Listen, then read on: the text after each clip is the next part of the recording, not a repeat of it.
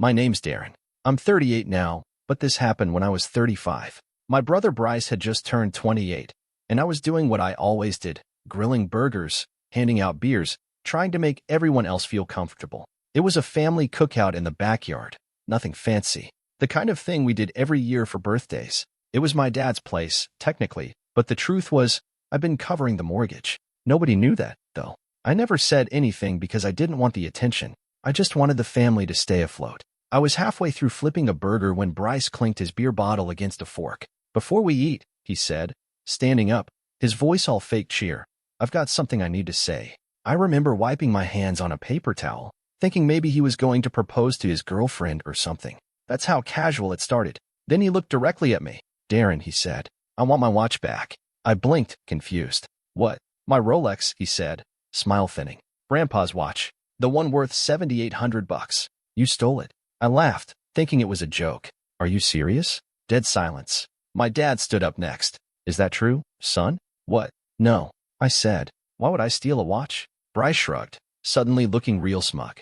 "I checked your drawer last week. It was there." I didn't say anything until I was sure. "Why were you in my drawer?" I asked, my voice climbing without meaning to. "I was looking for a charger," he said, like that made any kind of sense. My stepmom, who had been quiet until then, chimed in. "Darren, you need to leave. We don't tolerate thieves in this house." I couldn't believe what I was hearing. Just minutes ago, I was flipping burgers and passing out beers, and now I was the criminal. "Are you all serious right now?" I asked, looking around. Nobody met my eyes. My dad pointed toward the side gate. "You're a disgrace." "I pay the bills," I said. "The mortgage, the electric. You think that watch matters more than—" My stepmom cut me off. "Pack your things. You're not welcome here." And just like that, I was out. One duffel bag. No ride. I walked 3 blocks to a 7-Eleven and called my buddy Ricky. "Can I crash at your place?" I asked, trying to sound calm. That night, I slept on a lumpy futon next to Ricky's gaming chair. The guy who paid the bills was now sleeping under an Avengers poster. And the craziest part? I never touched that damn watch. To this day, I still don't know how Bryce pulled it off or why he did it. But I was going to find out. And when I did, I wasn't going to yell. I wasn't going to plead. I was going to let them feel what life was like without me. Ricky's apartment wasn't much. 1 bedroom, a busted AC unit, and a futon that had seen way too many late-night gaming marathons. But it was quiet, and more than anything, it was away from them. I didn't say much that first night, just lay there, staring at the ceiling fan wobbling like it might fall off any second. By morning, something in me had shifted. It wasn't sadness. It wasn't even anger. It was like a wall inside me had crumbled, and behind it, all I saw were numbers, logins, account balances, due dates. All the things I had been quietly handling while everyone else pretended I was just hanging around. Nobody in that house knew I'd been the one paying the bills. Not Bryce. Not my dad. Definitely not my stepmom. They never asked. I just did it. Took over the mortgage after my dad got laid off 5 years back. Paid the water and electric so my stepmom could keep pretending she was the one holding it together. When Bryce got into that fancy music school in Seattle, he swore it was all dad. "He surprised me," he said once, eyes shining like he couldn't believe his luck. "I thought we didn't have the money, but he figured it out." I didn't correct him. What would be the point? I didn't want credit. I just wanted them to be okay. But now I was the thief. The disgrace. The one with his clothes stuffed into a duffel bag, sleeping next to a stack of Monster Energy cans. So I opened my laptop, logged into the bank accounts, pulled up the auto-pay setups I had created over the years. It was a long list: mortgage, gas, electric, water, car insurance, even the damn Netflix subscription. I clicked through one by one and shut them down. Mortgage? Canceled. Water and electric? Canceled. Car insurance? Canceled. Every payment stopped. Just like that. They wanted me gone? Fine. Let them feel what me gone really looked like. But I didn't stop there. I logged into the student loan portal I'd set up in Bryce's name, the one he didn't even know existed because he never checked anything. Guess who'd been paying off his tuition in monthly chunks? Me. He thought it was Dad covering it. "Finally stepped up," Bryce had said once. "I think he's turning a corner." That made me laugh now. Dad didn't even know what school Bryce was at half the time. I canceled the loan payments too. Marked the account to suspend for inactivity. Let them figure out what happens when you ignore the fine print. The receipts were all there. I downloaded them, PDF after PDF. Transfer records, confirmation emails, screenshots of scheduled payments. I didn't know what I was going to do with them yet, but I wanted them ready, just in case. Ricky knocked on the door around noon. "You want lunch?" he asked, holding up a pizza menu. "Sure."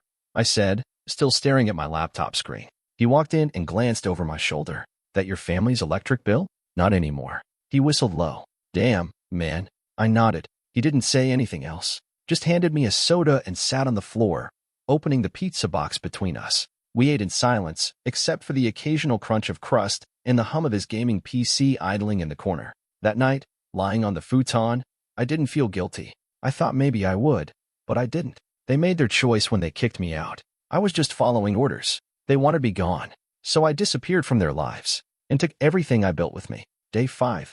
Ricky had gone to work, and I was lying on his futon, scrolling mindlessly through Reddit when I realized something strange. No one had called. No texts, no missed calls, not even one of those passive-aggressive emails my stepmom loved to send when she wanted to sound polite while cutting deep. It was as if I had vanished, and no one noticed. I thought maybe they were just being stubborn. Maybe they assumed I'd come crawling back. That's what they always expected, that I'd fix things quietly, like I always did. But I wasn't that guy anymore. On day 8, I woke up to a text from Bryce. Bryce, power's off. Wi-Fi too. You pay it late. No, hey, no, how are you holding up? Just a demand, like always. I stared at the screen for a minute before setting the phone down without replying. He had no idea, no clue that for the past 5 years, he'd been living inside a house made entirely of my money. And now? The lights were out, the Wi-Fi was dead, and little Prince Bryce was sitting in the dark wondering why his kingdom was crumbling. By noon, my voicemail dinged. My dad's voice, hollow and uncertain. Darren. Look, we're getting some final notices here. The mortgage, the gas. Thought your stepmom was on top of all that. Anyway, give me a call. That was it. No apology. No hint that maybe, just maybe, they realized what they'd done. They still thought someone else had been holding it all together. I spent the rest of the afternoon on Ricky's porch with a beer in one hand, listening to the quiet. The kind of quiet that settles in after a storm, when everything's soaked and broken but somehow calm. I didn't feel angry anymore. Just tired. That night, I logged into Bryce's student loan account. There it was, big and bold, past due. I clicked into the payment history. Last successful charge? The day before the cookout. I smiled. Let him explain that one to the school's finance office. Day 9, the silence broke. Bryce. Dude, school just emailed me. Something's wrong with my account. Says my payment bounced? I thought Dad was covering it. I didn't reply. Just kept scrolling through his panicked messages as they got shorter, sloppier, more desperate. Then came the one that made me laugh out loud. Bryce. Bro, please just tell me what's going on. Did you? Were you the one paying it? That was the first time he ever asked, but he didn't get an answer. I wasn't doing this for revenge. I was doing it because they needed to know what it felt like to live without the invisible safety net they never bothered to look down at. By day 11, I heard from Ricky that their house was running on candles, that my dad had borrowed a gas can from the neighbor to boil water on the grill. The whole neighborhood was starting to notice. The people who used to wave and nod were now whispering behind closed blinds. It was only just beginning. They were finally staring at the wreckage I used to shield them from. And for once, I wasn't there to clean it up. Day 13, I was sitting on Ricky's couch in my gym shorts, half watching some cooking competition on mute, when someone started pounding on the door. Not knocking, pounding. Ricky looked up from his game controller. You expecting someone? I already knew who it was before I checked the peephole. My stepmom. She was standing there in a cardigan and oversized sunglasses like it was some kind of disguise, screaming my name through the door loud enough for the whole apartment complex to hear. Darren, you ungrateful little coward. Open this door right now. Ricky paused his game. Want me to call someone? I shook my head. Let her wear herself out. I stood at the door, watching through the peephole. Her face was blotchy, hair frizzed out like she'd been running her hands through it all morning. She looked unhinged. You think this is funny? She shouted. You think letting your family suffer makes you a man? I gave you a place to live. That made me laugh. Out loud. The place to live she meant was the house I paid for. The roof I kept over their heads. The same house she kicked me out of with nothing but a bag of clothes and a lecture about integrity. She kept going. You're abandoning your family. We've been good to you, Darren. We've supported you. I opened my phone and pulled up a screenshot. Her car repair bill from last December. $1,462. Paid in full by me. Her name on the invoice. My credit card number blacked out. Then another one. An insurance copay for a prescription that wasn't covered. $113.76. Paid online at midnight from my account. I even set a reminder in my calendar to refill it monthly. She had no idea. I didn't owe them an explanation. I owed myself peace. Ricky got up and went into the kitchen, giving me space. She was still shouting outside. I could hear a few neighbors peeking out their windows, one of them whispering something like, "Is that the guy with the Camaro?" before retreating behind a curtain. Eventually, her screams turned into sobs. "You don't do this to your own family." I watched her collapse onto the little patch of concrete outside Ricky's door. It was pathetic, but I didn't feel sorry for her. I just felt finished. I reached for my phone again, ready to record in case she got violent. But then it buzzed. A text from an unknown number. "Carla. Hey Darren. It's Carla from across the street. Not sure if you remember me. I have the podcast. Look, I think you'll want to hear this." There was an audio file attached. I hesitated, then hit play. It started with some background noise, wind, a car passing. Then Bryce's voice, clear as day. Of course I planted it in Darren's drawer. Mom's always saying he thinks he's better than us. My heart stopped. The voice on the other end laughed. "No way. You serious? Dead serious." The guy walks around like he's some silent hero. Figured it was time he got knocked off his high horse. I listened to it 3 times, maybe 4. Each time, my stomach twisted tighter. Outside, my stepmom was still sitting on the ground, muttering to herself. But I wasn't looking at her anymore. I was looking at the phone in my hand and thinking, you people thought I'd stay quiet, but you forgot. Sometimes the truth records itself. The next morning, I sat at Ricky's tiny kitchen table, headphones in, staring at the audio file on my phone like it was some kind of artifact. I'd listen to it again when I woke up, just to make sure I hadn't imagined it. I hadn't. Of course I planted it in Darren's drawer. Those words didn't just confirm what I already suspected. They rewrote everything. Every accusation, every glare, every insult they threw at me at that barbecue suddenly had a timestamp.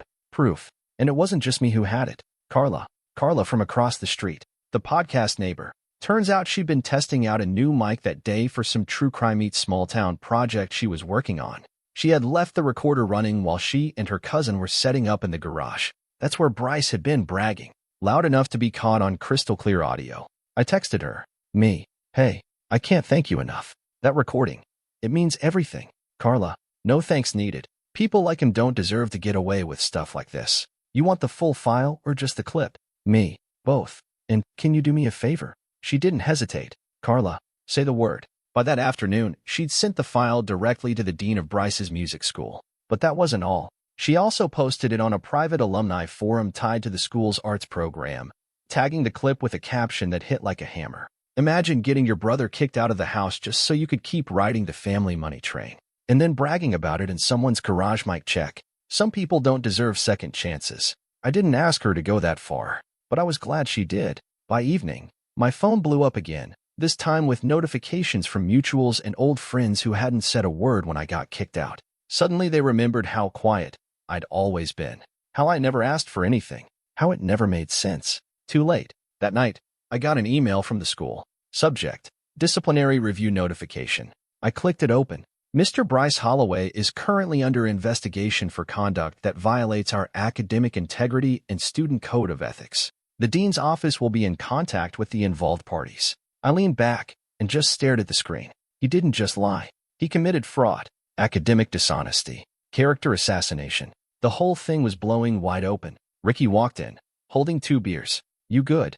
I looked at him, a slow smile spreading across my face. "Yeah," I said. "I think I'm finally good." He handed me a beer, clinked his bottle against mine. "To truth bombs," he said. "To microphones and garages," I replied. I didn't sleep much that night, not because I was anxious, because for the first time in a long time, I could finally breathe. They thought they had buried me with that accusation. But Carla? She handed me the shovel, and now I was the one digging. It didn't take long. 2 days after Carla's post went live, Bryce's Instagram, a grid full of guitars, synth gear, and filtered selfies and thrifted band tees, went completely dark. No new posts, no stories, just silence. I knew what that meant before the news even reached me officially. He'd been suspended 2 semesters. Academic dishonesty and personal misconduct, the school said in the letter they sent to my old address. Carla forwarded it to me with a simple note. "Karma. Delivered." It was the kind of formal language that said everything without saying much at all. But I could fill in the blanks. He wasn't just suspended. He was disgraced. The scholarship he'd been holding on to? Gone. The student housing he bragged about? Evicted. Bryce had always been the kind of guy who got away with things because he smiled at the right people. He never expected the consequences to hit. Not really, but they hit now. And the impact didn't stop with him. My dad stopped going to work. I found that out from a guy named Hank, who used to fix boilers with him years ago. Ran into him at a gas station. We made awkward small talk until he leaned in and said, "Hey, sorry about what your family did to you, man. Heard your dad's been staying home. Looks rough." "Yeah, I bet he did." My stepmom took down all her family Facebook photos, one by one.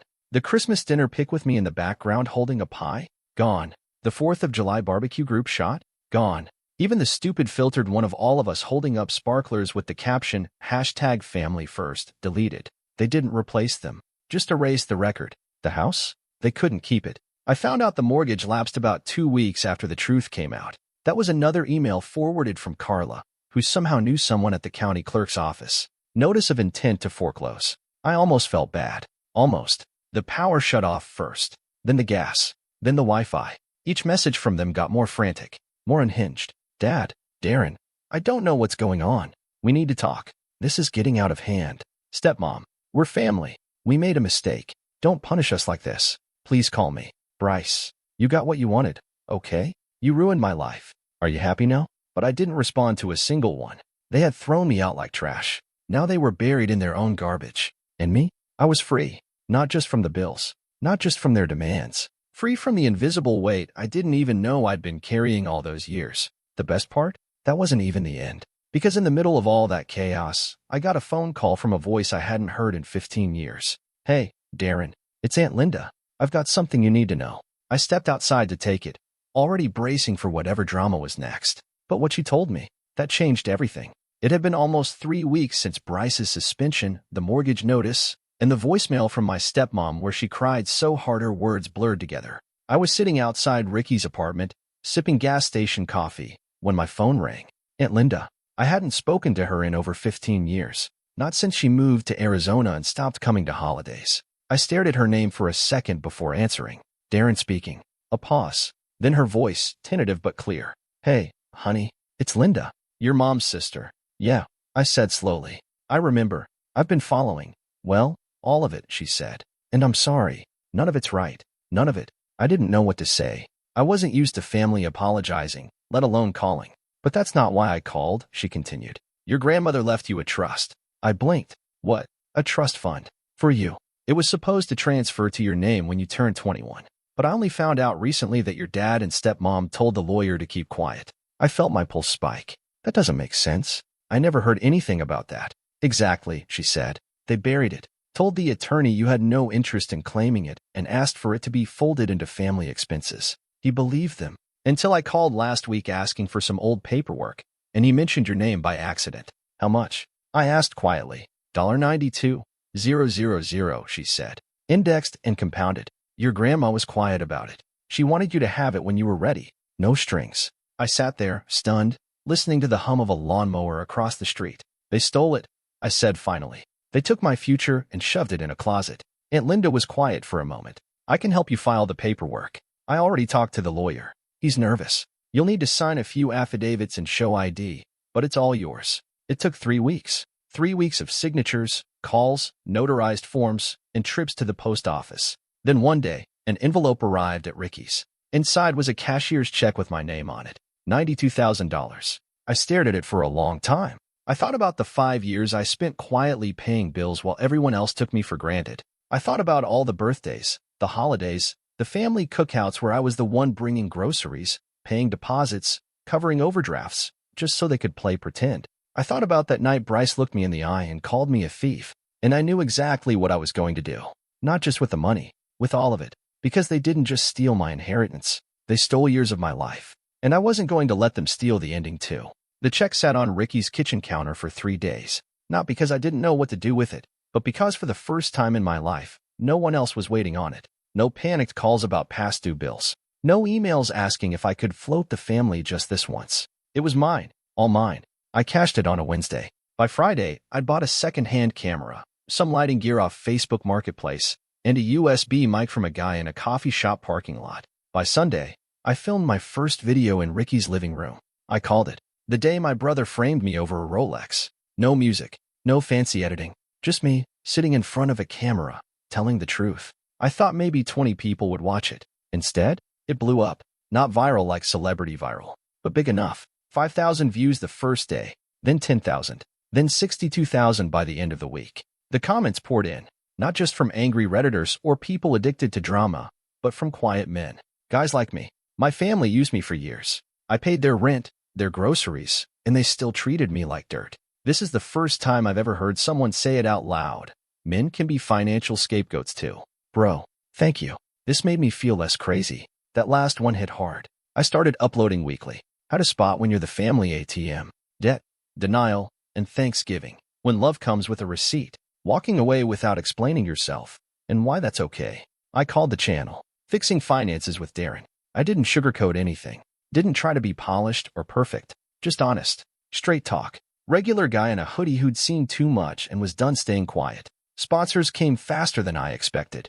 Budgeting apps, mental health platforms, a small bank that focused on financial independence. Ricky helped me build a website. Carla even offered to help with sound design. Within 3 months, I had 70,000 subscribers. A podcast invite. A little blue checkmark. But the wildest part? My dad subscribed. Didn't comment. Didn't email. But I saw his name in the list. Still used the AOL address. Still lurked like he was watching through the blinds, too proud to knock. Let him. I didn't need his validation. Not anymore. Because now, for the first time, people were listening. Not because they wanted something. Not because they needed a bill paid. But because they knew what it felt like to give and be erased. I was done being erased. I was building something. And it was just getting started. 6 months later, their house was gone.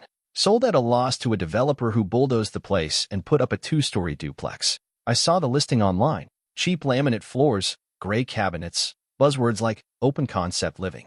Nothing left of the place I once paid to keep standing. Bryce dropped out of school completely. Word got around he tried to transfer to a smaller program out of state, but no one wanted to touch a student with a suspension for academic fraud. His Instagram stayed dead, like someone had hit pause on his carefully curated life. My stepmom started a blog called Healing After Harm. The first post was a vague, rambling essay about family betrayal and toxic men. Nobody followed. The second post got 2 views. She never wrote a third. They couch surfed for a while, according to Carla.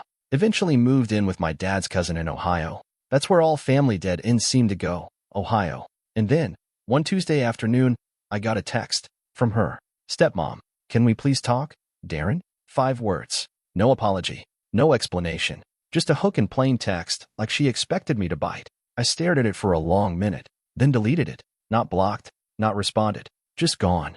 I didn't feel anger. I didn't feel pity. I felt nothing. And that, more than anything, told me I was finally free. They weren't my family anymore. They were a story I had survived. A cautionary tale I had lived through, turned inside out, and shared with the world. And the silence I gave them? That was the loudest thing I'd ever said. I didn't need revenge. I didn't need closure. I just needed distance. And I had it. Now, when I tell my story online, people always ask the same thing. Would you ever forgive them? I smile, every time. Forgiveness, I say, is for the living. What we had, that's long dead. Then I close the laptop, finish my coffee, and get back to filming. Because I've got more to say. And none of it is for them.